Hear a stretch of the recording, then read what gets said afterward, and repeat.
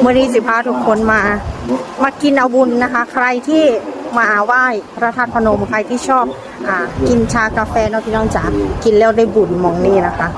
เป็นของทางวัดนะคะนี่อยู่ตรงนี้อยู่ตรงทางขึ้นทางทิศใต้นะคะทุกคนคะตรงนี้นะคะเนี่ย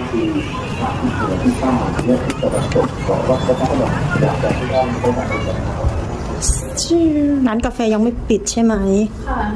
เอาอเมริกาโน่เย็นไม่หวานเป็นกาแฟสดเนาะใช่ไหมแก้วละ40ค่ะหยอดตู้บริจาคเลยค่ะอ๋อหยอดตรงตู้ได้เลย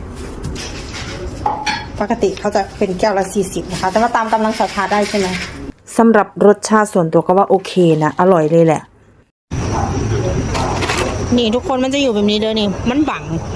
จะอยู่ตรงนี้นะคะนี่อยู่ตรงนี้ตรงทางขึ้นทางทิศใต้ตรงนี้